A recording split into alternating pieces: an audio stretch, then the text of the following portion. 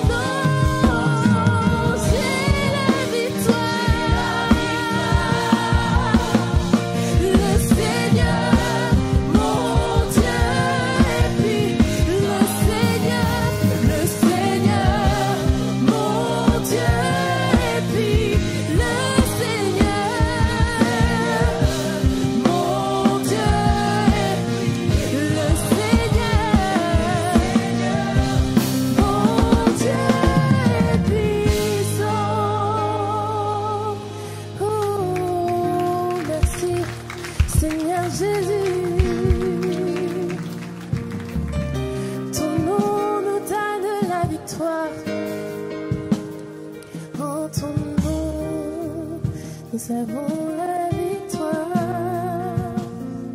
oh Seigneur.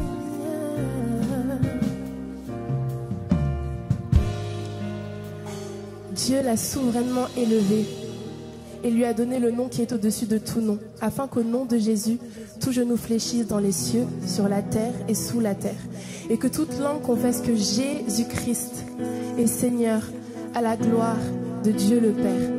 Est-ce qu'on peut dire ensemble Jésus-Christ? Est-ce qu'on peut le redire ensemble, Jésus-Christ? Quand on proclame le nom de Jésus, il se passe des choses. Il est le nom au-dessus de tous les autres noms. C'est le seul nom digne d'être sanctifié, c'est-à-dire d'être mis à part. Ça veut dire au-dessus de tous les noms qui puissent exister dans l'univers. C'est le nom de Jésus. De l'aube au coucher du soleil, tes splendeurs nous émerveillent,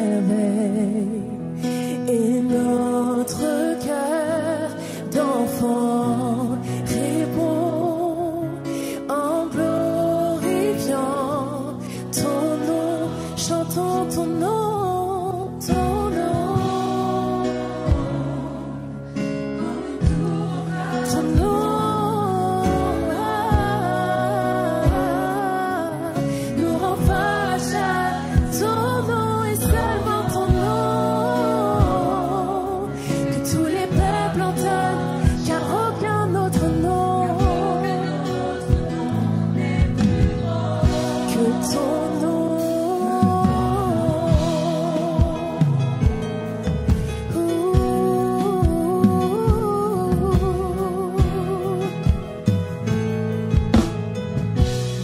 Jésus fortifie nos cœurs. Jésus fortifie par ta grâce et ta grandeur. Car c'est en toi que nous prions, Jésus.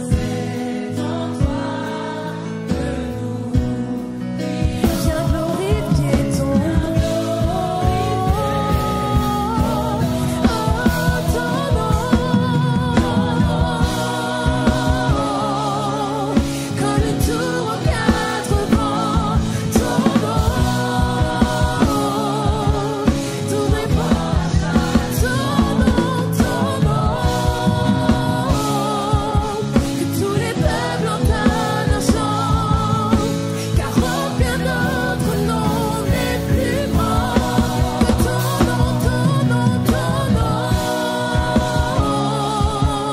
Comme une tour aux quatre vents, ton nom nous rend fort à chaque instant, ton nom. Que tous les peuples entendent un chant, car aucun autre nom n'est plus grand que ton nom. Ton nom est seulement ton nom, Jésus.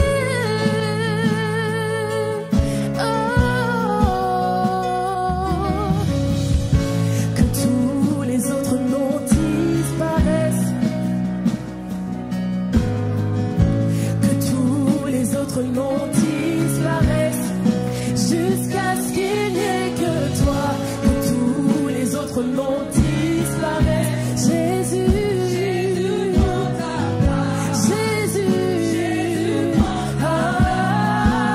que tous les autres noms disparaissent, disparaissent jusqu'à ce que ton nom soit élevé. Que tous les autres noms, jusqu'à ce qu'il n'y ait que toi.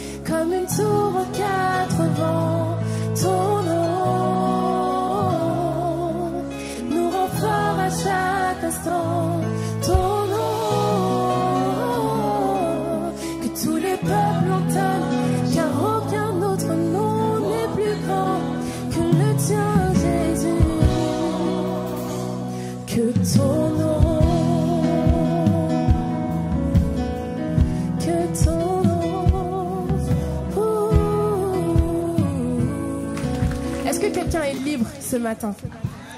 Est-ce que par le sang de Jésus et dans le nom de Jésus, nous sommes libres?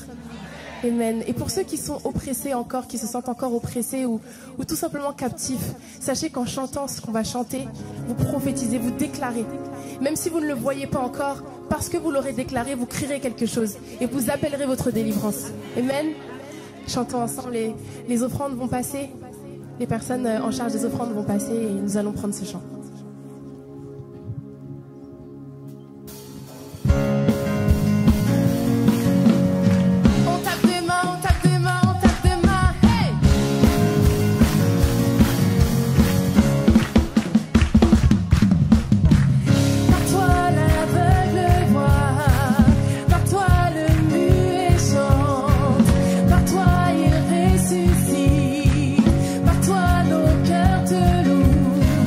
Par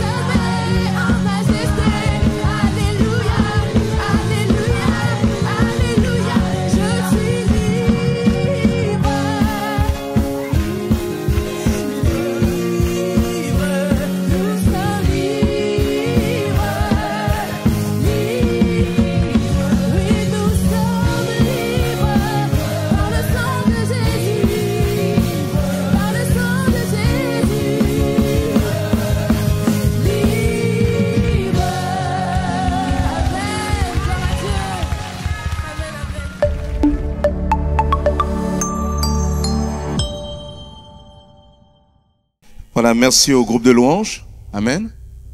Voilà, on peut les encourager aussi. Nous sommes, voilà, merci. Nous sommes aussi une église d'encouragement. Soyez les bienvenus à celles et ceux qui sont là pour la première fois. Que le Seigneur vous bénisse au milieu de nous. Tout à l'heure, on aura l'occasion de vous saluer plus amplement. Sans plus tarder, nous allons laisser la place à la parole de Dieu et nous avons aujourd'hui un invité. Vous savez que chaque mois, quasiment, nous avons un invité. Et nous avons le pasteur Henri Niombo de l'église de Fosse-Saint-Vite, source de vie. Fosse-Saint-Vite, je le connais depuis maintenant 15 ans, 20 ans, presque. Hein. Voilà. Et je l'ai aussi accompagné à un moment donné aussi dans son ministère et je suis très heureux de pouvoir l'accueillir au milieu de nous. Amen, on l'accueille dans le nom du Seigneur. Soyez les bienvenus.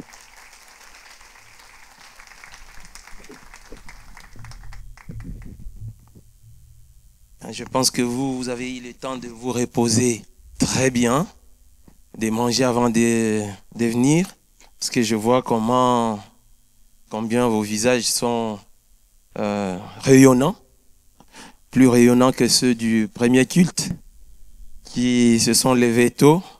Donc vous avez eu le temps de bien vous réveiller, de digérer, et je vois aussi la tonicité. Amen, amen. Bien, vous voulez qu'on prie un instant? Notre Dieu, quelle joie d'être là et de passer ce temps avec ton Église, avec ton peuple. Quelle joie, Seigneur, oh Dieu, de t'appartenir. Quelle joie, Seigneur, oh Dieu, de savoir qu'un jour tu as pris notre place sur la croix pour nous donner le salut. Quelle joie aussi, Seigneur, de vivre cet amour entre nous, cette fraternité. Quelle joie, Seigneur, d'écouter ta parole. Que cette parole, Seigneur, prenne la place dans nos cœurs. Comme le psalmiste pouvait bien le dire, que cette parole soit réellement, véritablement une lampe à nos pieds et une lumière sur notre chemin. Au nom de Jésus. Amen. Bien, ce matin, je sais pas, on est déjà l'après-midi là? Ah, il est midi, d'accord. Nous allons ouvrir nos Bibles dans l'Ancien Testament. Donc nous allons aller dans l'Ancien Testament et nous allons lire un texte que vous connaissez très bien, parce que pour l'avoir déjà lu ou entendu plus d'une fois, nous allons le revisiter encore aujourd'hui. Et ce texte est dans Exode au chapitre 17. Exode chapitre 17. Nous prenons le 7 premier verset. Exode 17, 1 à 7. Je vais lire rapidement dans la version que j'ai ici. Toute l'assemblée des Israélites partit du désert de Sin pour parcourir les étapes que l'Éternel leur avait ordonnées, et ils campèrent à Réphidim. Là, le peuple ne trouva pas d'eau à boire. Alors le peuple chercha querelle à Moïse. Ils dirent, « Donnez-nous de l'eau à boire. » Moïse leur répondit, « Pourquoi me cherchez-vous querelle? Pourquoi provoquez-vous l'Éternel? » Le peuple était là, pressé par la soif, et murmurait contre Moïse. Il disait, « Pourquoi nous as-tu fait quitter l'Égypte? Si c'est pour nous faire mourir de soif, moi, mes enfants et mes troupeaux. » Moïse cria à l'Éternel en disant, « Que puis-je faire pour ce peuple? Encore un peu et ils vont me lancer des pierres. » L'Éternel dit à Moïse, « Passe devant le peuple et prends avec toi des anciens d'Israël.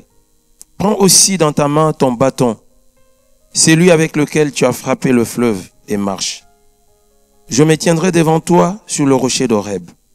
Tu frapperas le rocher, il en sortira de l'eau, et le peuple boira. » Moïse agit ainsi sous les yeux des anciens d'Israël.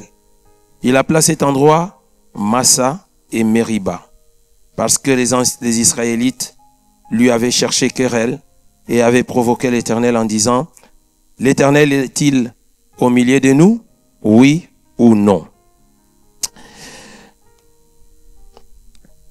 Alors, dans ce texte que nous venons de lire, se rapporte à la sortie des enfants d'Israël.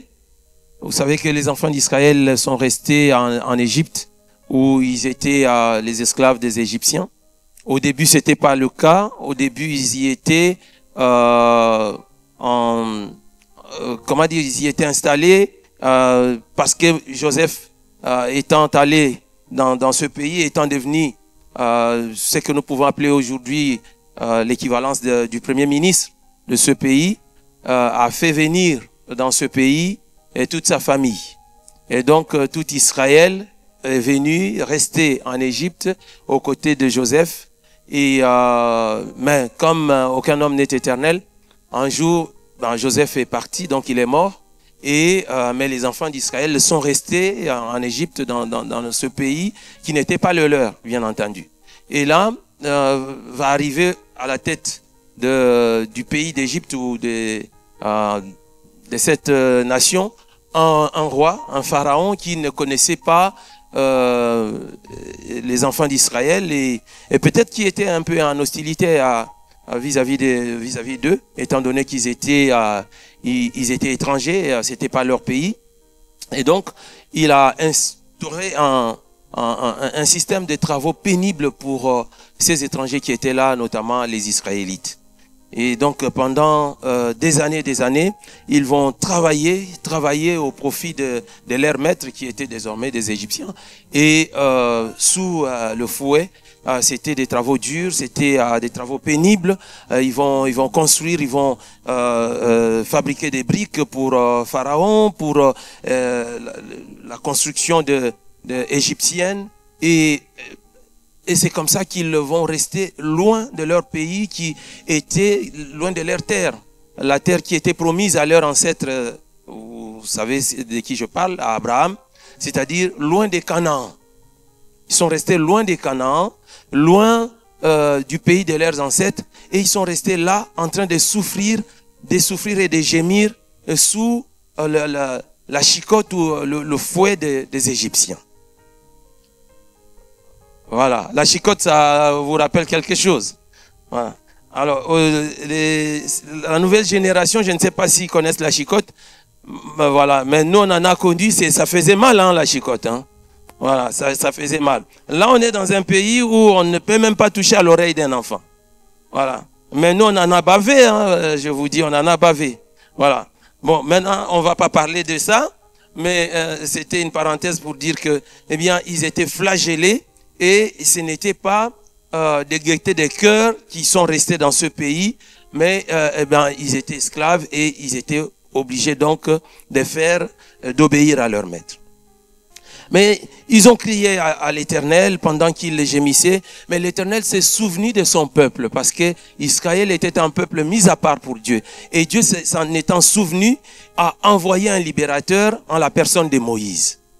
Moïse qui avait déjà précédemment fui l'Égypte et qui était parti parce que il avait, vous savez ce qui s'est passé avec l'Égyptien qu'il avait tué, et il s'était enfui de l'Égypte et il est parti loin du pays d'Égypte et il habitait loin et là il a complètement oublié Israël. Pour lui, bon, c'était fini. Maintenant, il a refait sa vie.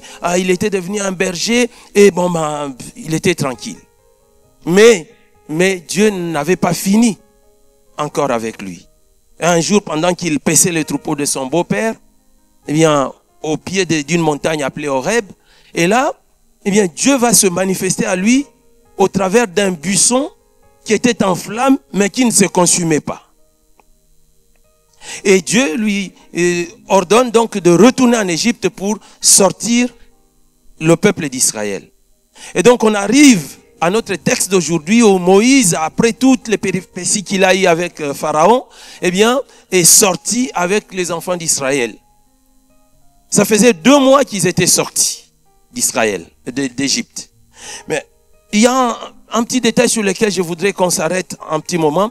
Quand ils sortent d'Égypte, eh bien, pour retourner en Canaan, eh bien, le chemin le plus direct, c'était de longer la Méditerranée. En longeant la Méditerranée, donc en prenant la route côtière, ils arrivaient rapidement à Canaan. Mais Dieu ne les fait pas passer par là. Dieu les fait passer par un chemin détourné. Un chemin détourné qui passait par le bras de la mer Rouge et qui tombait dans le désert. Quelquefois, vous savez, nous avons des projets. Et nous croyons que c'est par là que je dois passer. Mais Dieu nous fait passer par des détours. Pourquoi? Parce qu'il sait ce qui est devant. En fait, pourquoi Dieu ne les fait pas passer par la voie côtière? Si nous allons dans Exode chapitre 13, versets 17 à 18, dans Exode 17, 13 plutôt, j'avais dit, autant pour moi, dans Exode 13, 17 à 18, et nous allons lire ceci.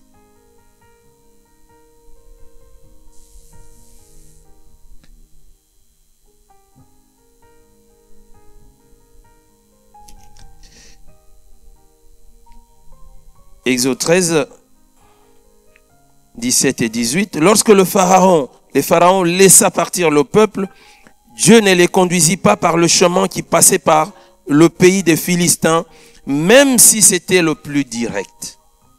Dieu se dit, en effet, le peuple pourrait éprouver des regrets en rencontrant la guerre et retourner en Égypte. Dieu fit donc faire au peuple un détour par le chemin du désert vers la mer des roseaux, que nous appelons aussi la mer Rouge. Les Israélites étaient partis d'Égypte en ordre de bataille.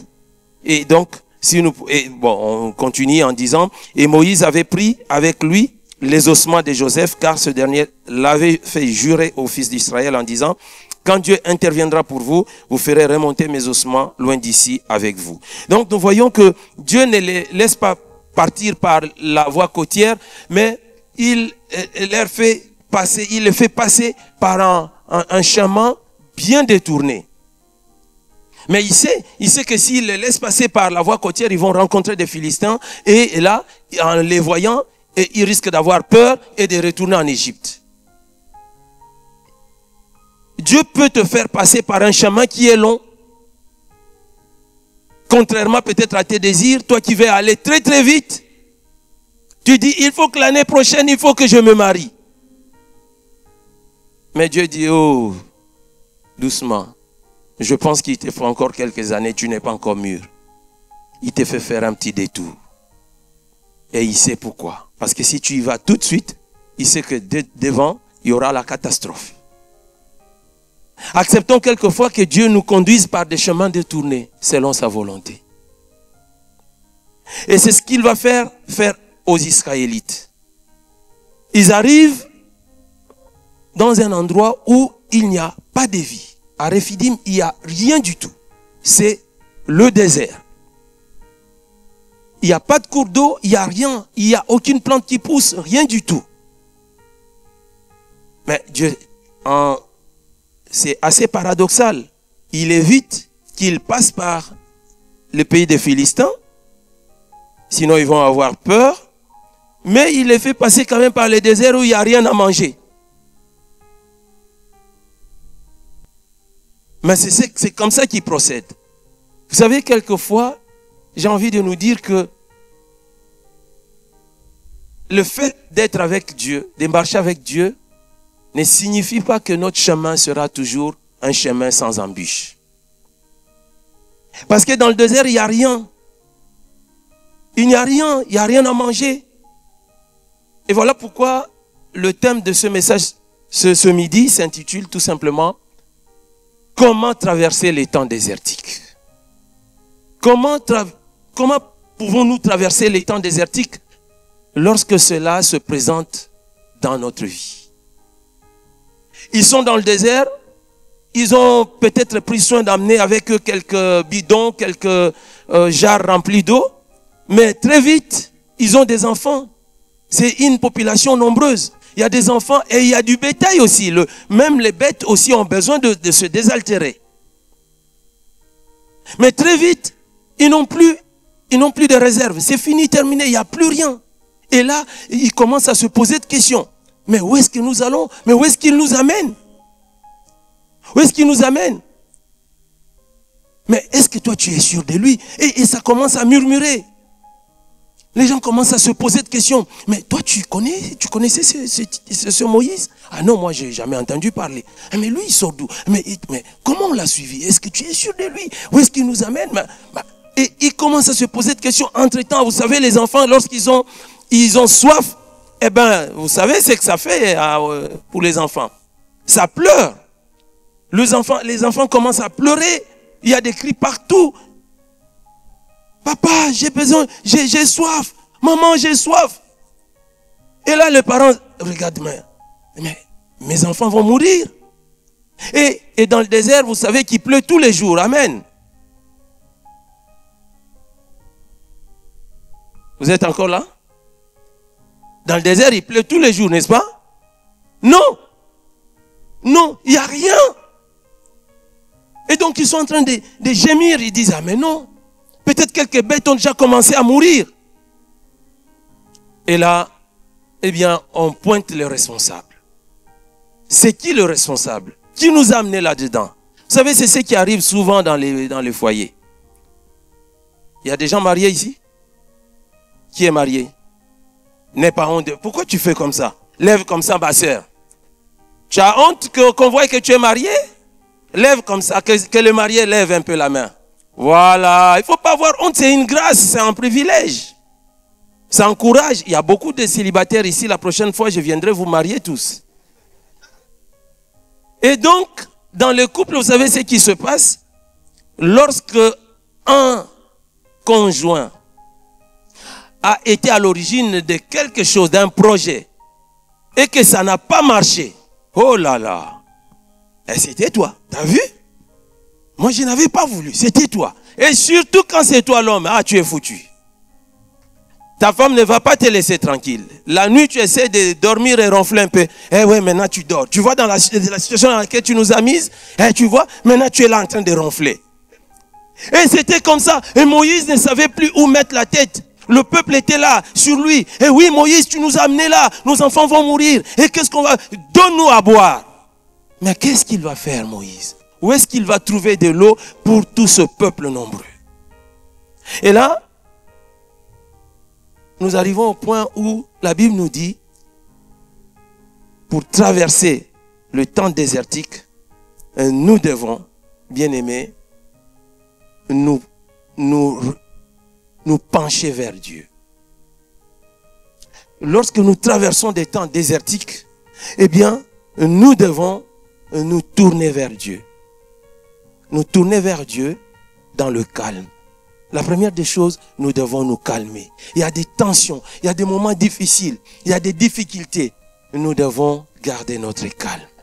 Pourquoi nous devons garder notre calme? Parce que si nous perdons le calme, la maîtrise de soi, nous risquons de faire des bêtises. Nous risquons d'aller au-delà de la volonté du Seigneur. Le calme. Parce que sans le calme, la tranquillité, nous pouvons chercher des moyens qui ne sont pas en phase avec la volonté du Père. Si nous traversons des moments difficiles, si nous avons besoin de quelque chose et que nous n'arrivons pas à avoir ce dont nous avons besoin, eh bien, l'agitation peut nous amener à chercher des solutions par nous-mêmes. Et ces solutions, vous savez, elles peuvent être néfastes. Voilà pourquoi la Bible va dire, nous devons garder le calme. C'est dans le calme et la tranquillité que sera votre salut. Exode, pour ceux qui aiment bien chercher, Exode chapitre 30, verset 15. C'est dans le calme et la tranquillité. Et là, Moïse va se souvenir de toutes ces paroles et il va se calmer et il va se tourner vers Dieu en disant, Seigneur, regarde, le peuple n'a rien à boire. Et là, dans peu de temps, ils vont me lapider. Nous devons nous tourner vers l'Éternel. Dans les situations difficiles qui t'arrivent, dans les moments où tu tournes les yeux à gauche, à droite, tu n'arrives pas à trouver la solution, vers qui tu te tournes? Vers ton intelligence? vers tes camarades, tes amis, vers tes parents. Moïse s'est souvenu qu'il avait quelqu'un qui lui avait confié cette mission. Il avait un donneur d'ordre. Il s'est souvenu qu'il a un Dieu qui lui a dit, qui l'a missionné. Et il va se tourner vers lui. Et il va s'adresser à lui. Et lorsqu'il s'adresse à lui, eh bien, Dieu, lorsque nous nous adressons à lui, ne nous laisse pas comme ça. Nous ne pouvons pas nous tourner vers Dieu et il va nous laisser partir bredouille. Ce n'est pas notre Dieu. Se calmer, se tourner vers Dieu, eh bien, lorsque les temps difficiles arrivent. Je voudrais aussi nous dire que Moïse ici, d'apparence, on voit que c'est comme s'il a échoué. C'est comme si Moïse est bloqué. Il n'a pas de solution. Oui, ça c'est, apparemment c'est comme ça que ça se présente. Mais Dieu ne l'a pas abandonné. Si Dieu t'envoie quelque part, quelles que soient les embûches que tu pourrais rencontrer, eh bien, sois en paix parce qu'il ne t'a pas abandonné. Et il ne t'abandonnera pas. Traverser les temps désertiques en s'appuyant sur Jésus-Christ. Nous ne pouvons traverser ce moment-là avec joie que si nous nous appuyons sur Jésus-Christ. Lorsque le moment difficile arrive, si nous ne nous appuyons pas sur Jésus-Christ, bien aimé, ça va être compliqué du tout de traverser ce moment.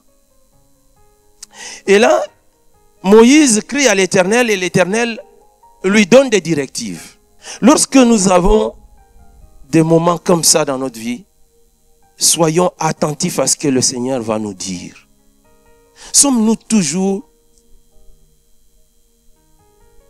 attentifs et sensibles à l'Esprit de Dieu? Et quelquefois, l'Esprit de Dieu nous parle, mais nous passons à côté. Et Moïse va écouter Dieu lui parler en lui disant, Moïse, voilà ce que tu vas faire. Eh bien, Moïse, prends ton bâton et sors. Va au devant du peuple, mais prends avec toi les anciens. Ne pars pas seul. Fais-toi accompagner par les anciens.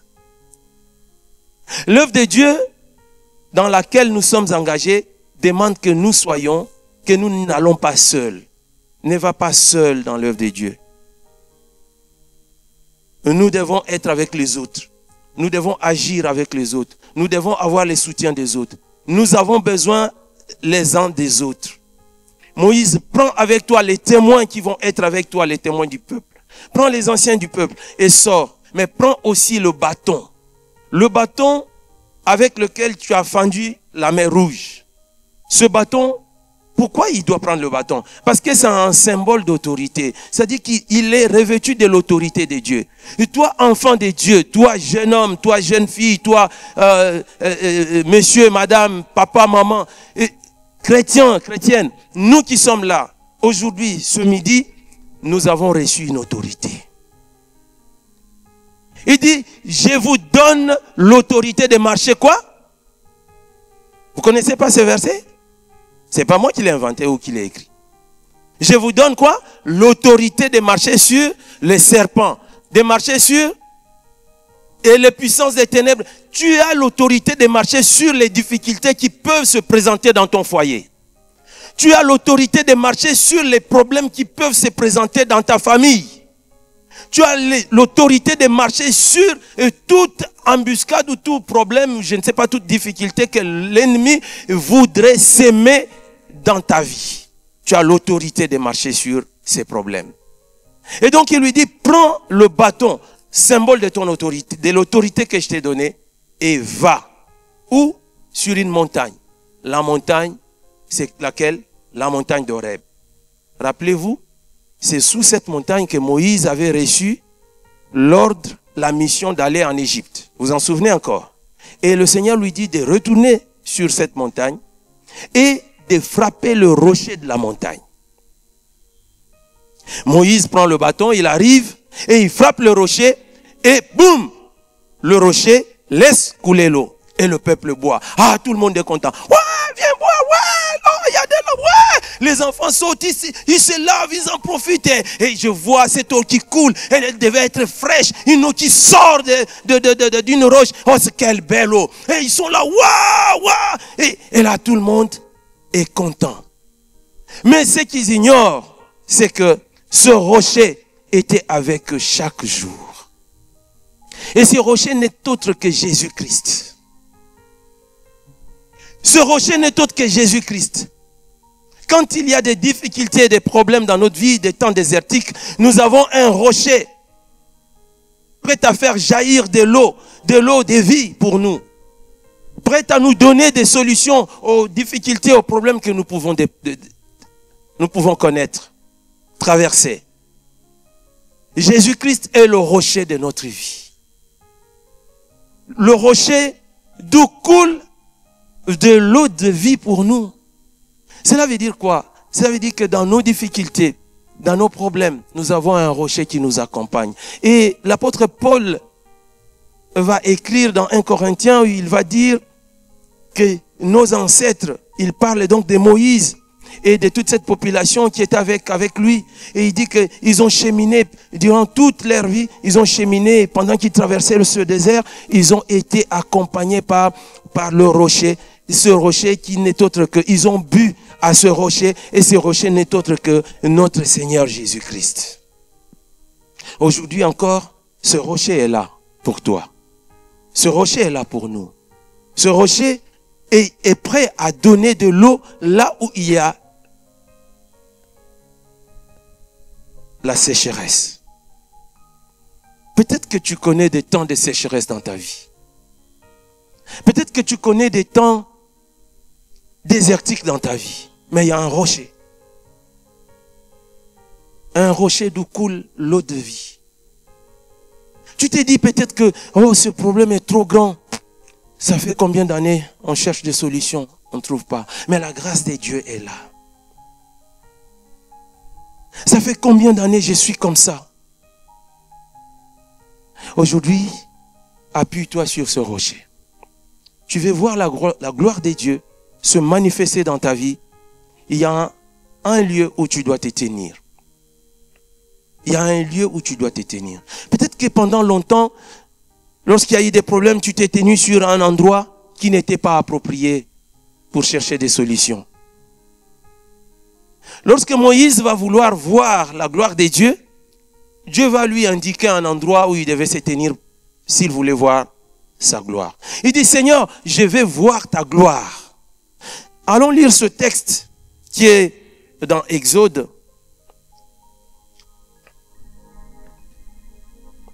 Exode 33. Vous avez encore vos Bibles? De moins en moins, les chrétiens ont des Bibles. Il paraît que c'est de mon époque. Vous avez encore vos Bibles? Non, c'est sur les téléphones, c'est ça.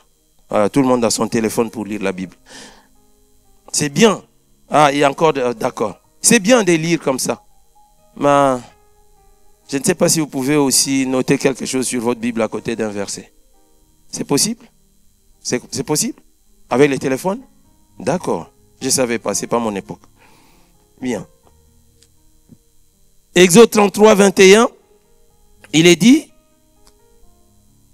alors, commençons au verset 18. Moïse dit, fais-moi donc voir ta gloire. L'Éternel leur répondit, je ferai passer devant toi toute ma bonté et je proclamerai devant toi le nom de l'Éternel.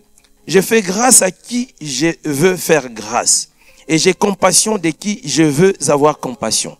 Il ajouta, tu ne pourras pas voir mon visage, car l'homme ne peut me voir et vivre. L'Éternel dit, voici un endroit près de moi. Tu te tiendras sur le rocher. Voici un endroit près de moi. L'Éternel dit à Moïse, pour me voir, il y a un endroit près de moi. Et regardez bien le texte. Et cet endroit est où? Et il dit, il y a un rocher. Il y a un rocher. Et toi, Moïse, si tu veux me voir, tu devras te tenir sur ce rocher. Si tu veux voir la gloire de Dieu bien-aimé dans ta vie, tu dois te tenir sur un endroit. Et cet endroit, c'est le rocher. Et ce rocher n'est autre que Jésus-Christ. Tu ne peux pas voir la gloire de Dieu si tu ne te tiens pas sur le rocher que Jésus-Christ. Et très souvent, nous cherchons à voir la gloire de Dieu, mais nous nous tenons ailleurs. Il dit, il y a un endroit près de moi. Près de moi, il y a un endroit. Et cet endroit, eh bien, c'est lequel? Eh bien, c'est un rocher. Et il lui dit, tu te tiendras sur le rocher. Voici un endroit près de moi. Tu te tiendras sur le rocher. Quand ma gloire passera, je te mettrai dans un creux du rocher et je te couvrirai de ma main jusqu'à ce que je sois passé. Ce midi, si tu veux voir la gloire de Dieu dans ta vie, il faut que tu te tiennes dans le creux du rocher. Qui veut voir la gloire de Dieu sur sa vie ce soir? Qui veut voir la gloire de Dieu? Le Seigneur est là pour te faire du bien maintenant. Et si tu veux voir sa gloire dans ta vie, sur tous ces problèmes que tu as traversés depuis des années, peut-être que tu traînes avec toi, lève-toi à ta place. Nous allons prier. Lève-toi tout simplement à ta place. Tu ne vas pas nous dire ton problème. Tu vas le dire à ton Dieu. Mais lui, il connaît ton problème. Il sait aussi la sécheresse peut-être que tu connais dans ta vie. Et aujourd'hui, il veut mettre de la fertilité là où il y a sécheresse. Il veut mettre de l'eau là où, eh bien, il y a soif.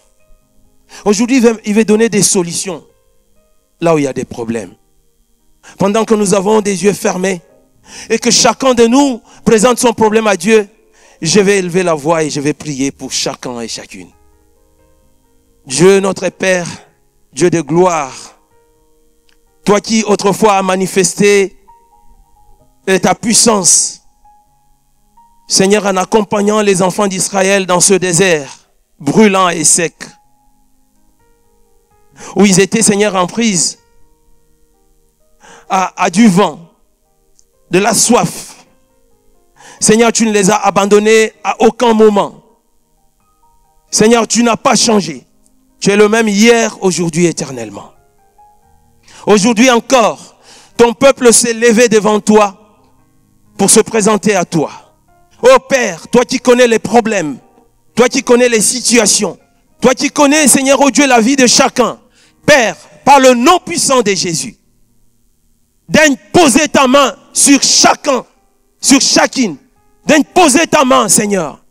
Seigneur, fais voir ta gloire à toute personne ici, Seigneur, oh Dieu, présente. Oh, notre Dieu, notre rocher. Il y en a peut-être parmi eux qui sont malades. Je prie que la guérison leur soit accordée dans le puissant nom de Jésus. Il y a peut-être parmi eux ceux qui traversent des problèmes de tout genre, dans les couples, dans les familles, dans le relationnel, familial. Oh Père, viens Seigneur mettre la paix dans le cœur. Seigneur, des problèmes qui sont restés jusque-là, jusqu'ici irrésolus. Toi tu peux et tu sais encore les résoudre aujourd'hui. Seigneur, apporte la tranquillité et la paix dans les vies. Seigneur, viens toucher et faire grâce à ce peuple qui est devant toi. Ceux qui connaissent, Père, oh Dieu, peut-être le chômage, qui ont longtemps cherché de l'emploi et qui ne trouvent pas. Tu es le Dieu qui ouvre les portes. Ouvre les portes, Père, pour tes enfants. Et accorde, Seigneur, oh Dieu, cette grâce qui ne vient que de toi. Selon que tu as dit, tu fais grâce à qui tu veux faire grâce. Fais grâce à ce peuple d'Argenteuil. Fais grâce à cette église. Fais grâce à tes enfants qui sont debout devant toi, Seigneur. Que ton nom soit glorifié pour ce que tu as déjà fait, mais également pour ce que tu feras. Nous savons, Seigneur, que Lorsque tu bénis, tes bénédictions ne se laissent suivre d'aucun chagrin. Que toute la gloire te revienne. Au nom de Jésus. Et le peuple de Dieu dit, Amen. Soyez bénis.